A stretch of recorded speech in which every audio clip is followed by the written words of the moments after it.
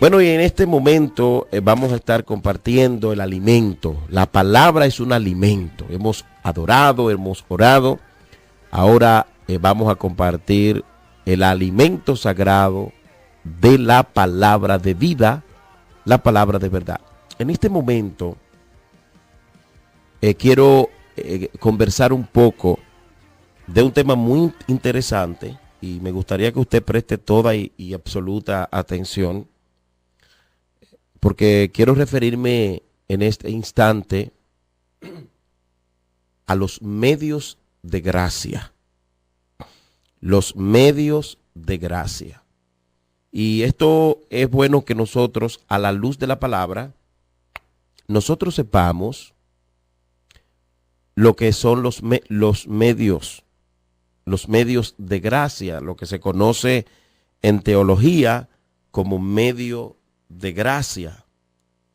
A veces como que casi no se escucha hablar al respecto, pero es muy importante que la iglesia sepa con qué cuenta como iglesia. Y sin duda alguna, cuando nosotros hablamos de medios, debemos hacernos la pregunta, ¿qué significa, qué debemos entender como medio de gracia o medios de gracia? Bueno, sabemos, mis amados hermanos, que medios, cuando hablamos de medio de gracia, estamos hablando de medios que el Espíritu Santo emplea para aplicarnos la salvación que Dios ha preparado en Cristo. Medios que el Señor, que Dios a través de su Espíritu Santo utiliza para aplicar la salvación que Dios ha preparado en Cristo. Los medios que Dios utiliza, hay medios que Dios utiliza para llevarnos al camino de la salvación, llevarnos a lo que tiene que ver la vida eterna, a llevarnos a la luz, llevarnos a su Hijo Jesucristo. Entonces, hay algunos medios que nosotros debemos conocer, esos medios debemos ocuparnos y preocuparnos en conocerlos. En teología son dos medios muy famosos que son, número uno, la predicación de la palabra y la administración de los sacramentos. La predicación de la palabra y la administración de los sacramentos. Entonces, ¿por qué la predicación de la palabra es un medio de gracia? ¿Por qué la predicación de la palabra es un medio de gracia? Mire, para ello, nosotros debemos irnos entonces a las Sagradas Escrituras. En esta oportunidad, debemos considerar a Romanos capítulo 10, versículo 17. Nos damos cuenta allí que el apóstol Pablo a la carta a los romanos les dice que recuerden que la fe es por el oír.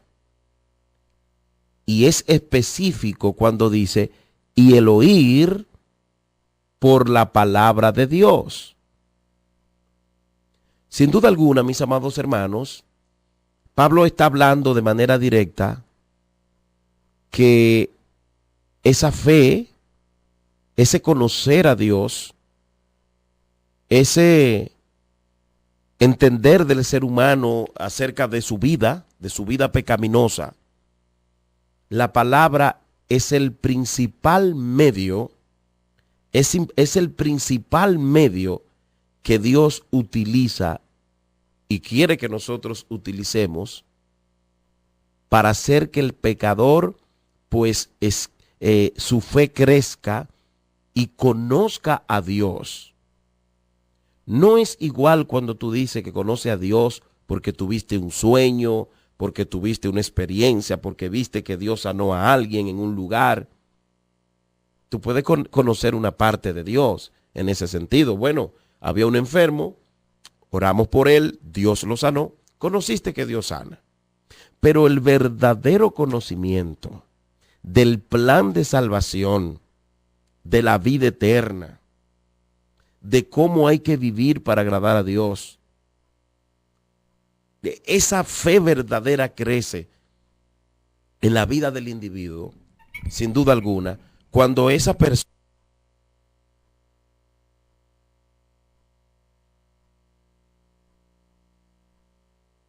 sino en oír y en estar atento a la palabra de Dios. Por eso, la palabra de Dios, en cada servicio que se da, debe estar ahí, porque a través de la palabra, el pecador, pues conoce al Señor. Y las vidas, aún los creyentes, aún los que ya están en Cristo, pues entonces pueden conocer mejor al Señor, pero es a través de la palabra de Dios. Así que la fe es por el oír. Tiene una coma el texto y luego dice, y el oír por la palabra de Dios. O sea, es claro, es específico cuando se habla de la palabra. ¿Qué tiene que hacer el predicador, el cristiano? Darle prioridad a la palabra. ¿Qué debe ser, digamos, el plato fuerte en las iglesias? Darle prioridad a la palabra. Siempre tenemos que decir esto y concienciar o crear conciencia en los líderes, pastores, en los que dirigen los cultos, en las iglesias, revisar el programa de participación de la iglesia. Porque a veces, lamentablemente, el culto se va en una pasarela y pasa fulano y a su nombre y quién vive y cuánto le alaban y cuánto están aquí y cuánto se van para el cielo y a qué tú viniste, y te dan horas y horas y horas y horas, y el predicador entonces no tiene tiempo para exponer el mensaje de la palabra. O el amigo inconverso que está ahí, se le hace largo, cansado el culto, y cuando viene a escuchar la palabra está indispuesto. Entonces, si la iglesia reconoce que la palabra de Dios es un medio que Dios ha dejado, nosotros tenemos que usar la palabra, no usar otra cosa. En primer lugar, la palabra. Yo no sé cuántos recuerdan el caso del rico y Lázaro. El caso del rico y Lázaro, ese ejemplo que se pone allí, que el Señor trata de ilustrar grandes verdades. Aquí nosotros vemos algo, se arroja luz aquí. Una luz al respecto. Nos damos cuenta, usted puede buscar esto en Lucas capítulo 16. Aquí nos damos cuenta que el rico pedía a Abraham a voces que tuviera misericordia de él y que le permitiera a Lázaro ir a donde los que vivían, a su familia, y le dijera de lo que él estaba viviendo.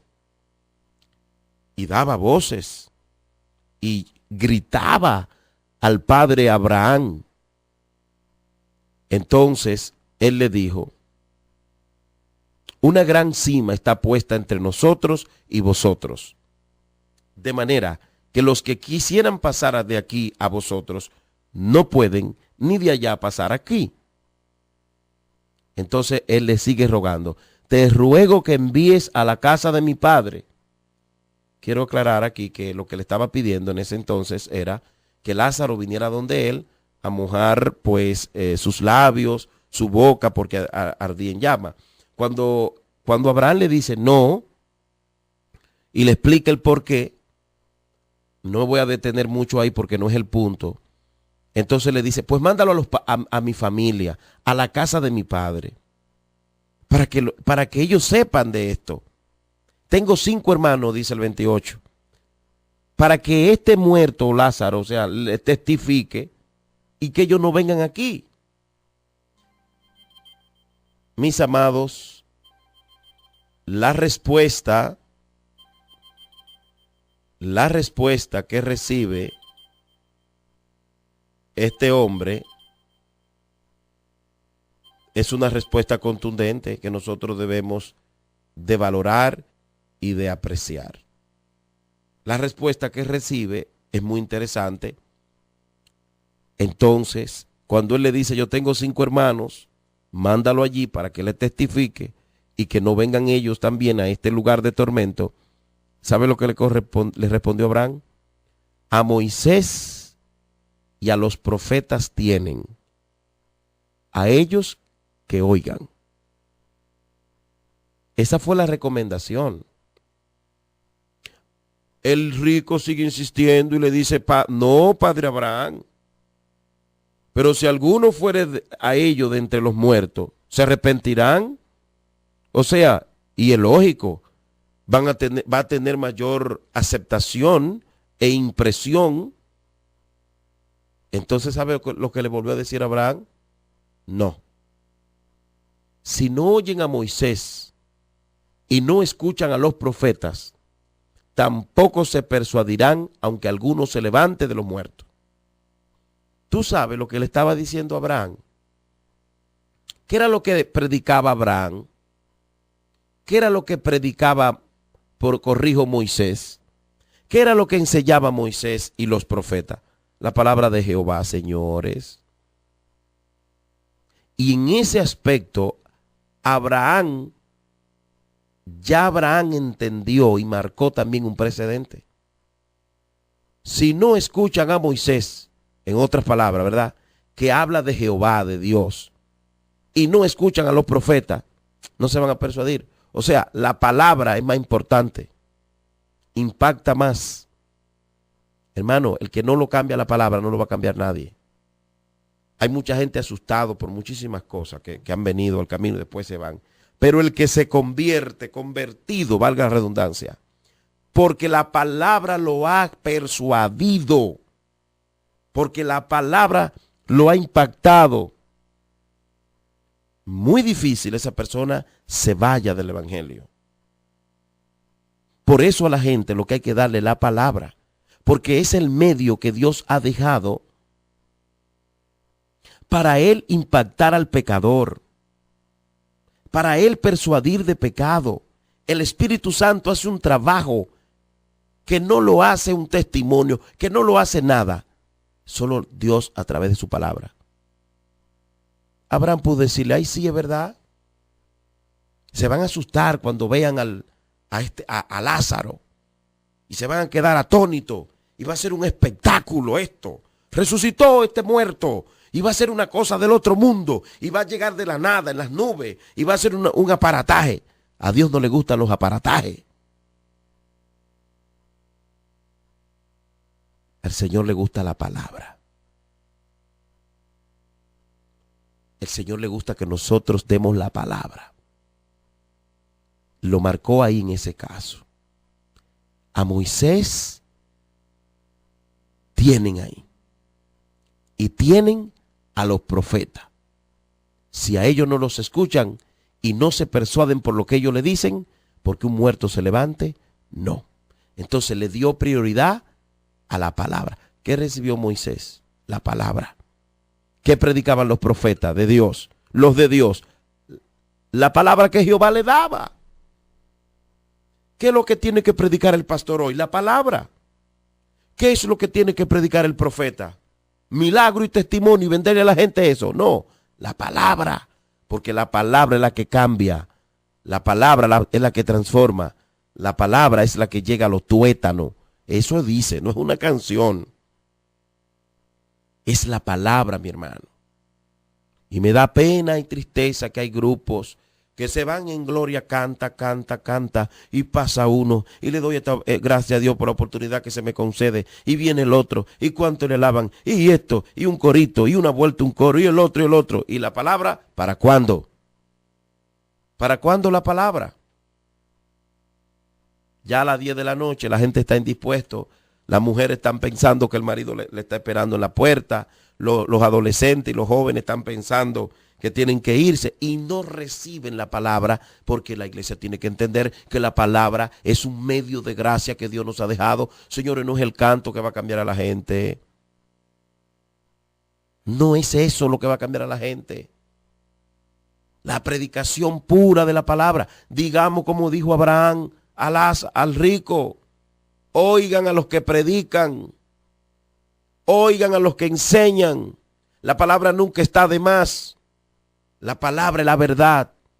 Y cuando nosotros abrimos el corazón a la palabra, todos esos cuentos de toda esa fábula y cuentos y manipulaciones, nosotros las rechazamos porque tenemos la palabra. La fe viene por el oír. Y el oír, la palabra de Dios, no cualquier cosa. No un entretenimiento.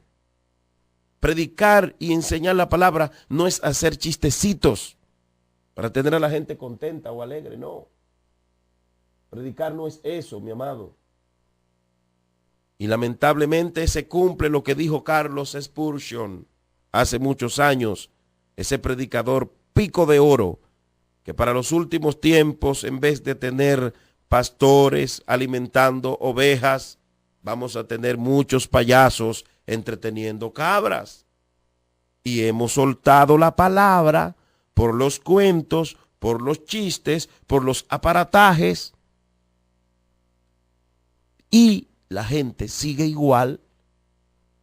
Y hasta que no seamos bíblicos y abracemos ese medio de gracia que es la predicación, no vamos a ver ninguna gloria como muchas veces le estamos buscando. Porque lo que va a cambiar a la gente es la palabra de Dios. En primero de Pedro, la primera carta de Pedro, capítulo 2, versículo 2 dice: desead como niños recién nacidos la leche espiritual no adulterada, para que por ella crezcas para salvación. Y no es que, usted sabe que los niños beben leche, los pequeñitos beben leche 3 veces al día. No es que está en pecado el que no lea la Biblia 3 veces al día. Es un ejemplo, por Dios, que está poniendo Pedro para que nosotros entendamos. Los niños que hacen crecen. El recién nacido, si la mamá no da la leche natural, se le mandan a hacer un sinnúmero de ejercicios.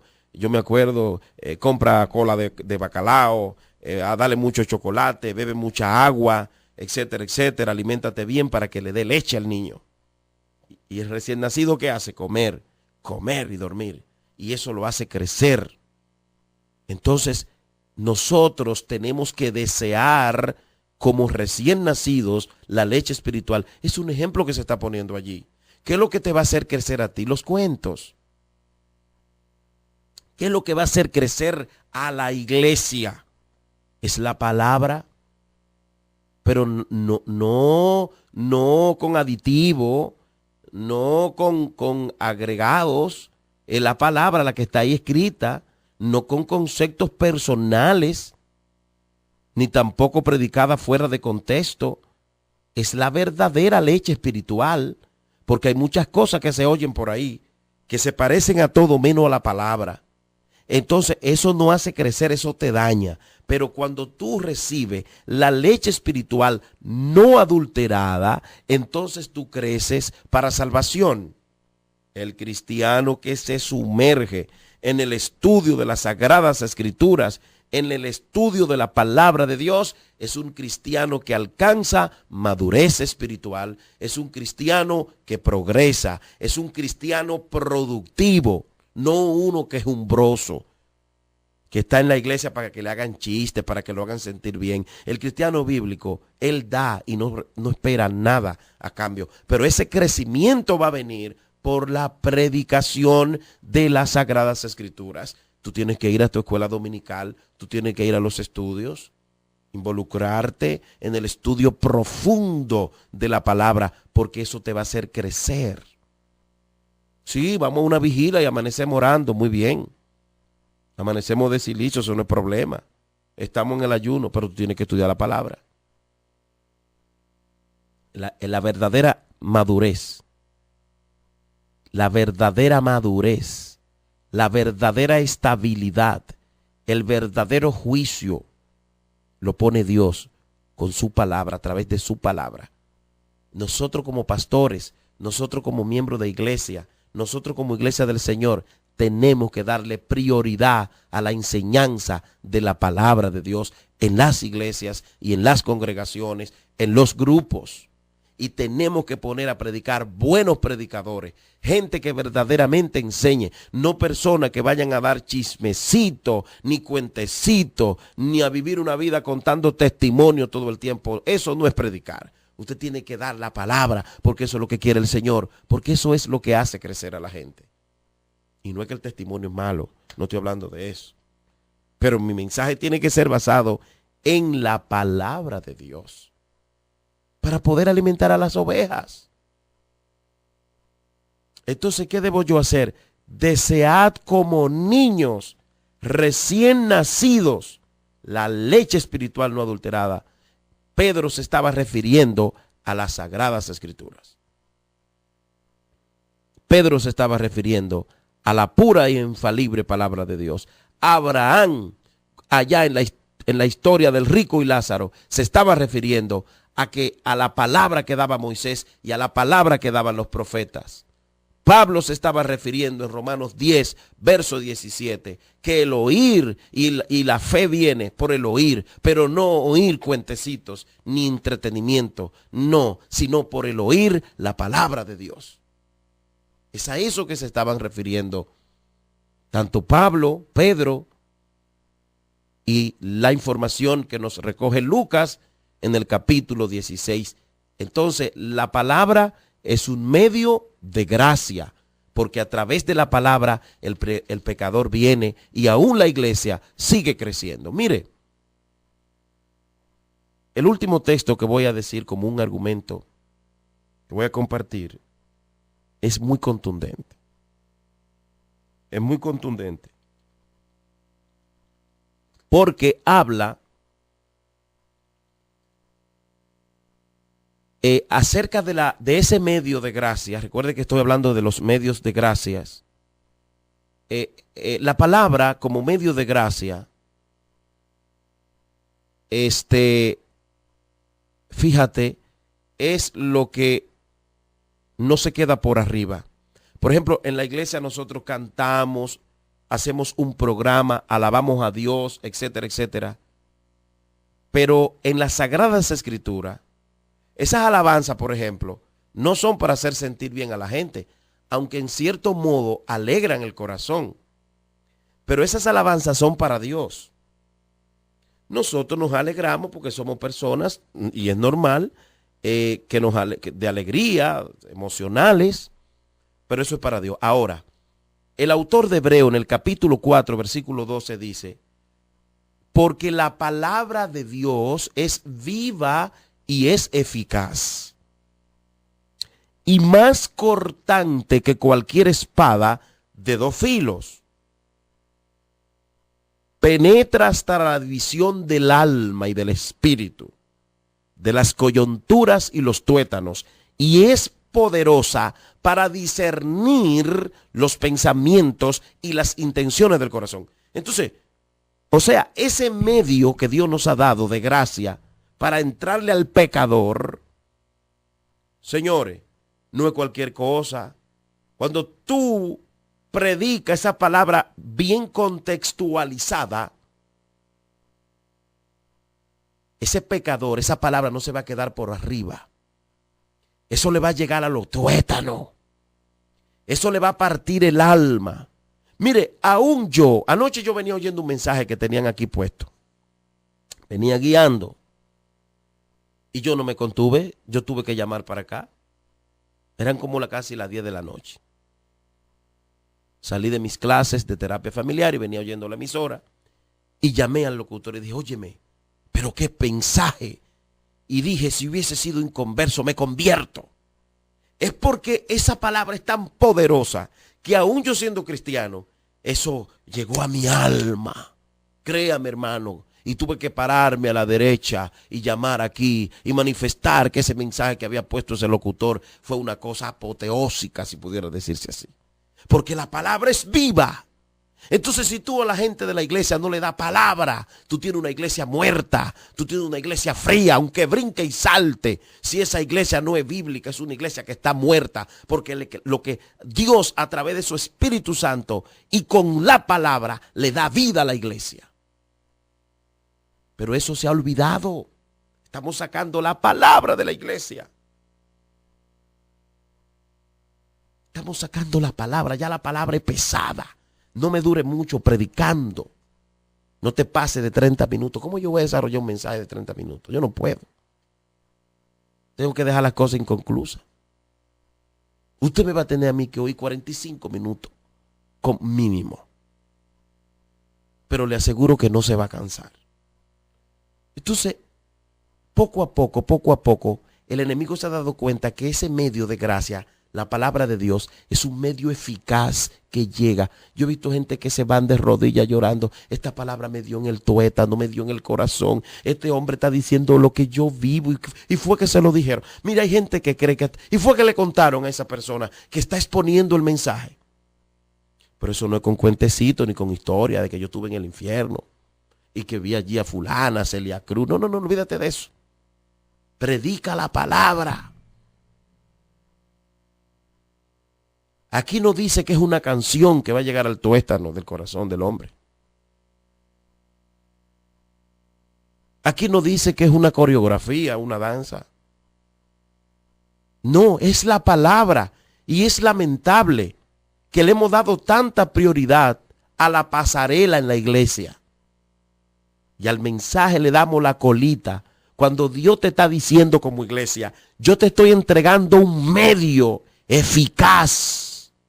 Ay, santo, siento su presencia. Yo como iglesia, dice el Señor, te he entregado un medio eficaz y es mi palabra. Úsala. Porque ella es más cortante que cualquier espada de 2 filos. ¿Sabe lo profundo que es eso, hermano? ¿Usted sabe lo grande que es eso? Eso es profundo. Entonces, si Dios me dice a mí que eso es lo que va a transformar la iglesia, si yo soy una persona sabia, ¿qué es lo que debo hacer?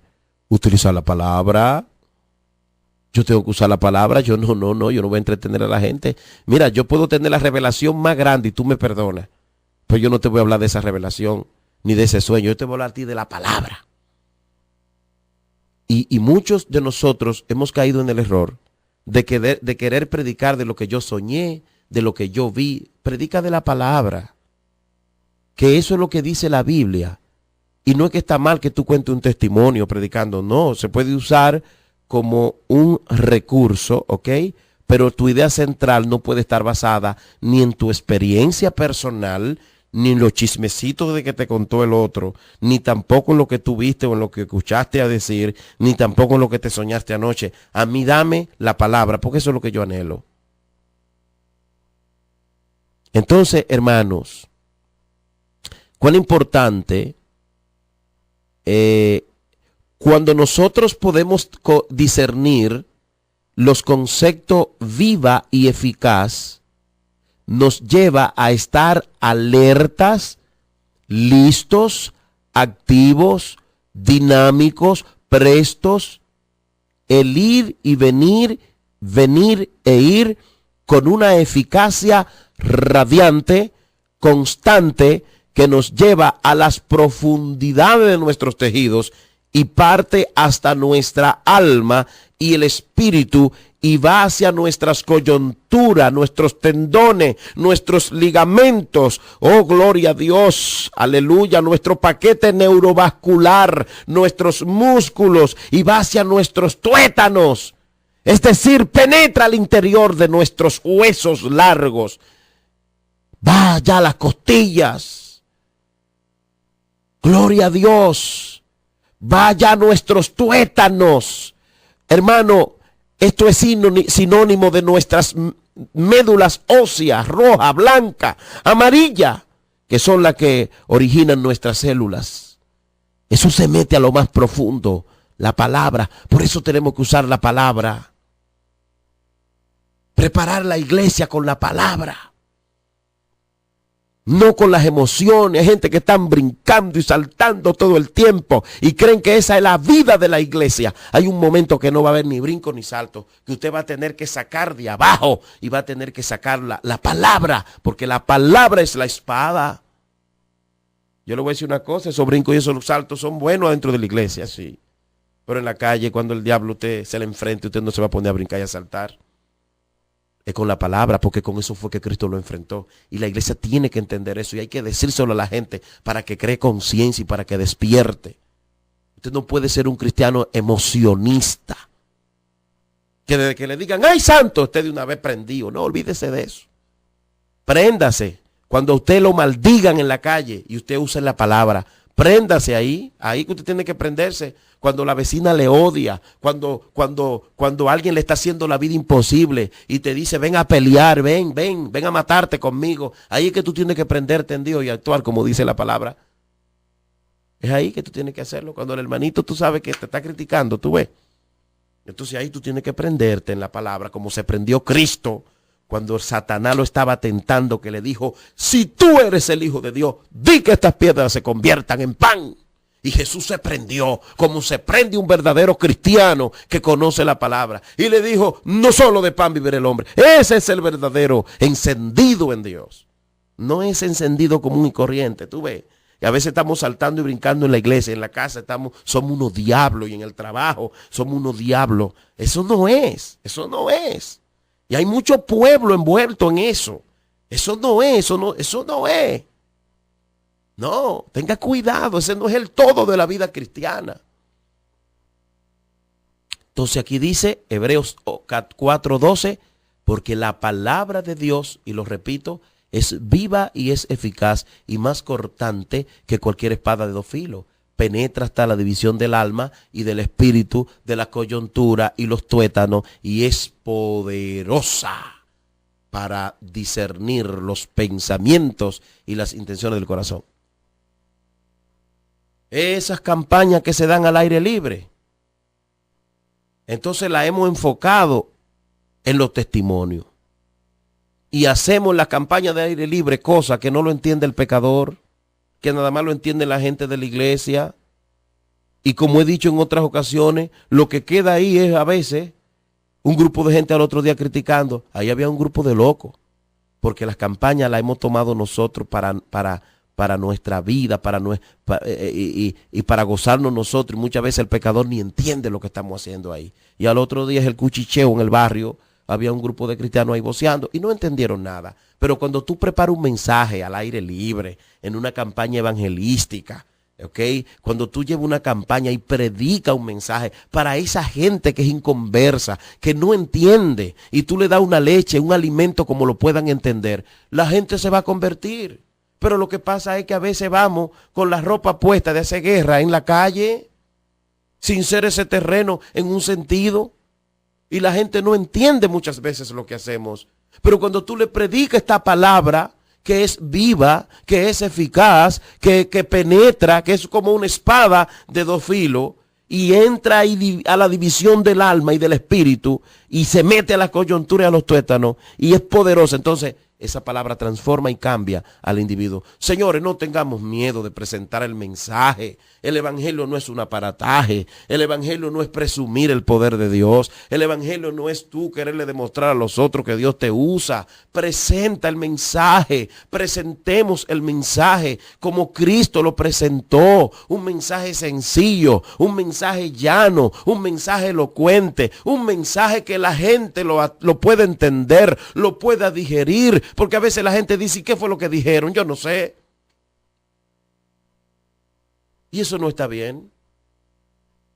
Ese medio tan lindo de gracia que Dios nos ha dado, que es la palabra, no podemos presentarlo de manera alocada. Así no lo hizo Cristo ni lo hicieron los apóstoles. Entonces, mis amados, otro medio de gracia son los sacramentos. La iglesia cristiana conoce dos sacramentos.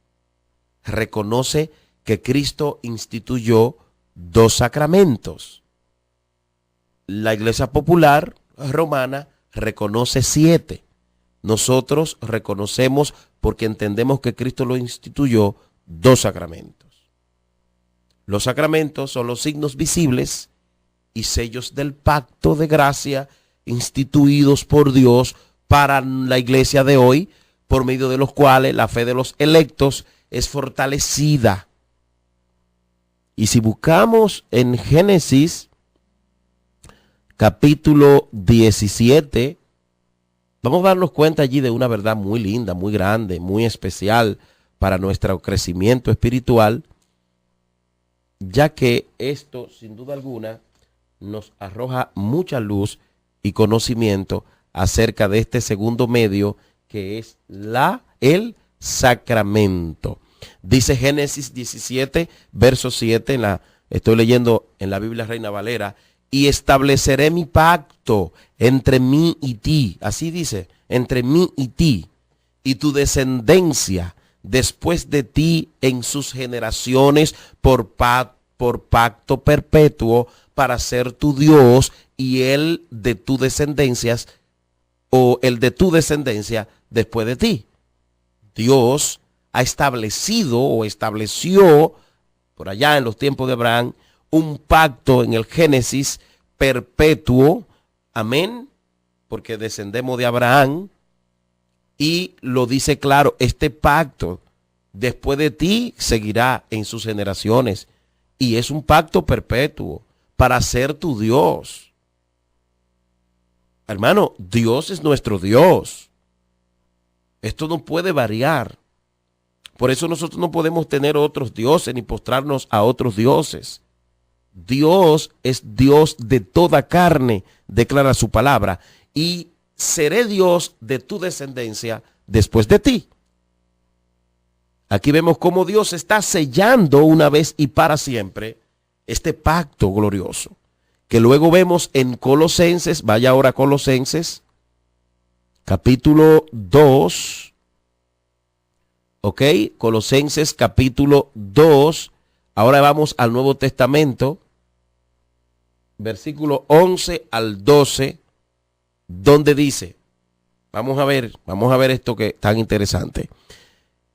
El capítulo 2 de la carta, no es un libro, es una carta, Colosenses, la carta a Colosenses capítulo 2, versículo 11 al 12, donde dice, en él también fuisteis circuncidado con circuncisión no hecha a mano, al echar de vosotros el cuerpo pecaminoso carnal en la circuncisión de Cristo, sepultados con él en el bautismo, en el cual fuisteis también resucitado con él mediante la fe en el poder de Dios que le levantó de los muertos. ¿Qué fue antes de existir el bautismo? ¿Qué existía, mis amados hermanos? Bueno, antes de existir el bautismo, ¿sabe lo que existía? La circuncisión. La circuncisión. Y el bautismo vino a sustituir la circuncisión. Colosenses 2, verso 11 al 12 dice, en él también fuiste circuncidado con circuncisión no hecha a mano. ¿De qué Cristo está hablando? Porque anteriormente, ¿de qué el apóstol Pablo a la iglesia de Colosenses le está hablando? Porque se conoce como circuncisión ese retiro, ¿verdad?, de la parte frontal del prepucio, del miembro de los varones, hecho con mano, con un objeto, quizás un cuchillo o el objeto del entonces, literalmente así era que se realizaba. Pero entonces el apóstol Pablo en este tiempo de la dispensación de la gracia habla y dice, en él también fuiste circuncidado. ¿Pero cómo, Pablo? Con circuncisión no hecha de mano, dice el apóstol. Y entonces explícame, bueno, al echar de vosotros el cuerpo pecaminoso carnal, y ahora en la circuncisión de Cristo. Entonces dice que por eso algunos no quieren a Pablo ni los escritos de Pablo.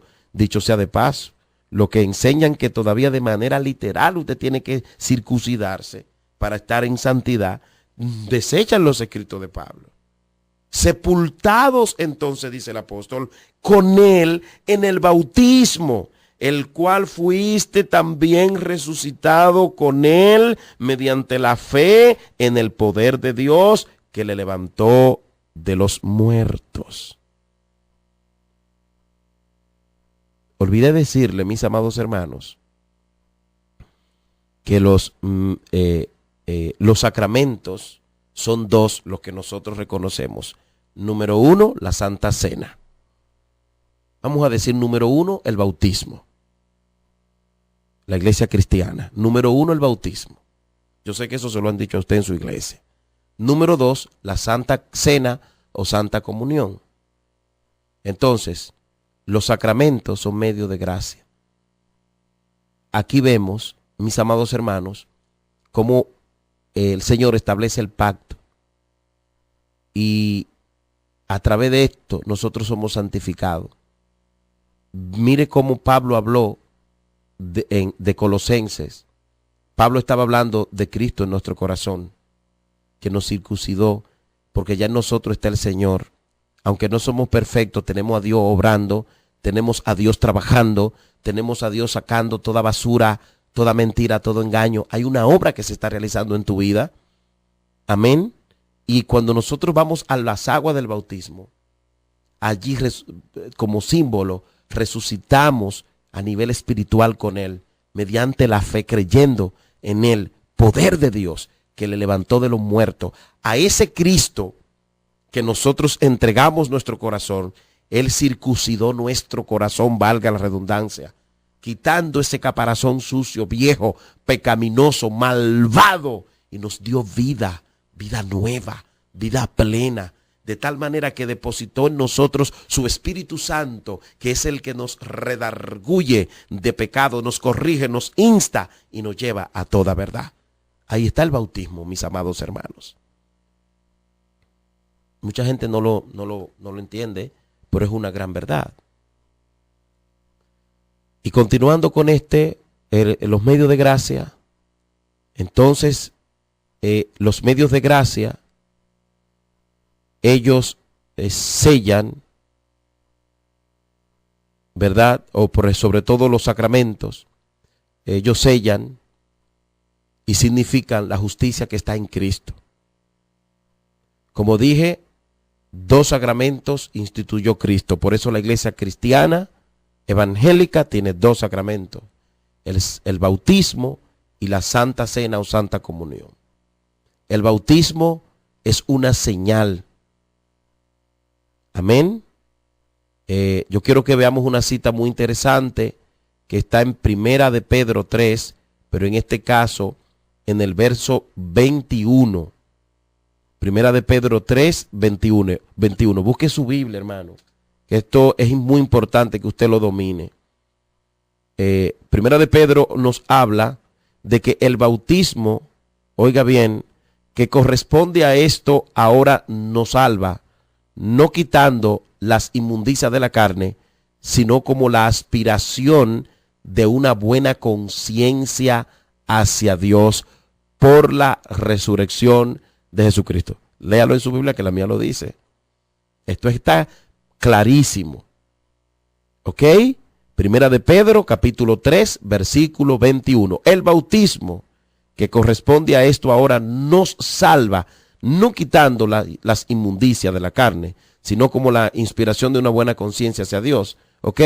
Pero por la resurrección de Jesucristo, por los méritos de nuestro Señor y Salvador Jesucristo.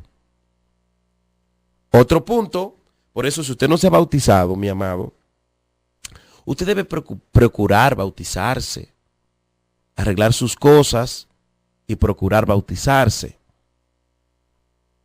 Anteriormente pedían, como aquel hombre que nos cuenta Felipe y el etíope, ¿verdad? Quería bautizarse porque era un sello. Yo recuerdo una vez como ahora que en mi inicio al pastorado, habían como 5 personas que me visitaban. Bueno, hicieron la conversión de fe, se convirtieron y seguían yendo. Yo dije, voy a esperar que me digan que quieren bautizarse. Le dimos sus clases, su todo. Los reuní y le dije, ustedes tienen mucho tiempo, ustedes tienen que bautizarse ya. Los 5, toditos, jamás volvieron a la iglesia. y llama y llama y búscalo y no volvieron. Porque eso pasa. La gente que verdaderamente ha sido convencida de pecado, que quiere acercarse al Señor, lucha por su bautismo y dice, yo quiero bautizarme, yo quiero estar ahí, yo quiero ir a las aguas, y lucha por ello.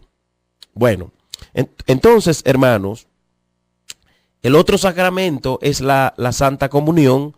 Como dije, no olvidemos lo que nos dice Primera de Corintios, capítulo 11, versículo 26, que nos habla de la Santa Comunión o Santa Cena. Sin duda alguna, vemos a Dios hablando a través del apóstol Pablo de esta verdad. Primera de Corintios 11, verso 26.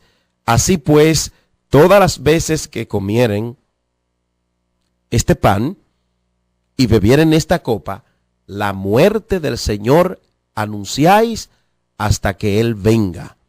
Luego encontramos también y comió y partió. Y comió y partió. O repartió, ¿verdad? Y dijo, esto haced en memoria de mí. Qué lindo, ¿verdad? Qué lindo es participar de la Santa Comunión, hermanos.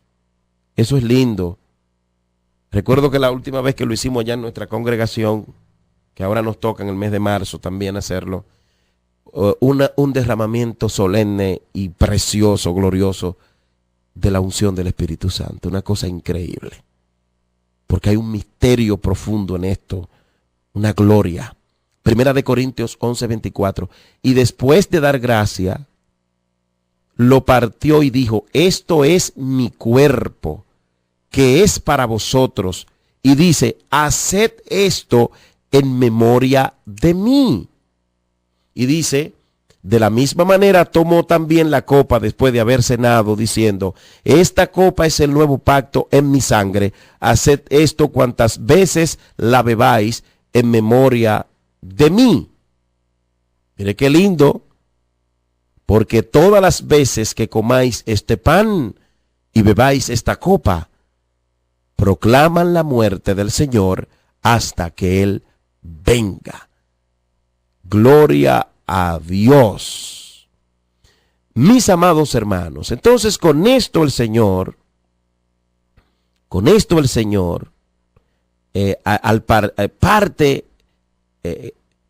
toma el pan partido y el vino servido, significa el cuerpo partido y la sangre de Cristo, por la cual somos alimentados, amén, espiritualmente. Y esto lo hacemos como símbolo, no como lo hace Roma, que Roma, por ejemplo, cree que literalmente ese pan es el cuerpo y ese vino es la sangre. De hecho, creen que en la misa es como un sacrificio que nuevamente se vuelve a hacer. No, Cristo hizo único, verdadero, perfecto y solo sacrificio. Ya no hay más, solamente una vez. Entonces, decir eso, que me estoy comiendo ese pan y esa carne, dicho sea de paso, de manera literal, esa es la sangre y el cuerpo de Cristo, es una locura, es una mala interpretación del texto y digamos que es una ofensa a las cosas sagradas del Señor. Él dice, hacedlo en memoria de mí. Entonces, hermanos, ¿qué sellan los sacramentos? Bueno, que el creyente por fe es justo delante de Dios en Cristo. Amén. Los sacramentos son gracia para todo el que los recibe. Así es. Entonces, amados hermanos, necesitamos entender esto y entenderlo a la luz de la palabra. Me he querido referir a los medios de gracia, a estos dos medios de gracia. La predicación de la palabra y también, además de la predicación de la palabra, tenemos los sacramentos, que son bautismo y Santa Cena. Dios en su soberanía usa lo que Él quiere porque Él es poderoso, pero es importante que nosotros estemos entendiendo esto. Use la palabra, no tenga miedo en usar la palabra. Apréndala, vívala sobre todo y predíquela. Y también, amado hermano, disfrute de la Santa Comunión, disfrute de su Santa Cena en su iglesia, arregle su vida, participe de esto. Si en su iglesia no lo están haciendo, proponga que lo hagan porque tienen que hacerlo. Esto es un medio de gracia. Si usted tiene mucho que no lo hace, participe, revise su vida, ¿verdad? Conforme a los principios de la palabra y participe de estos medios. Si no se ha bautizado, procure bautizarse, procure ir a las aguas del bautismo, prepárese en su iglesia, hable con su pastor, con sus líderes y prepárese. Entonces, recopilando los textos bíblicos, hablamos del primer medio que era la palabra. En ese sentido encontramos a Romanos capítulo 10, versículo 7. Primera carta a Pedro 2, verso 2. Lucas 16, específicamente el versículo 27, 28 y 29. Y también el 30 y el 31, donde habla de que a los profetas y Abraham tienen a ellos que oigan. Entonces, el segundo medio, que eran los sacramentos, tenemos a Génesis 17, 17. Dijimos que el bautismo, pues vino a sustituir la circuncisión como medio de gracia del pacto. Y Colosenses capítulo 2, versículo 11 al 12, también utilizamos, hablando del bautismo, en este caso, en Primera de Pedro 3, 21. El segundo sacramento, que era la Santa Cena, encontramos en Primera Corintios 11, verso 26, también Primera de Corintios, capítulo 11. Hay varios versículos aquí en el mismo capítulo 11. Por ejemplo, puede leerlo completo, pero déjeme ir más directo. Desde el versículo puede comenzar a leerlo.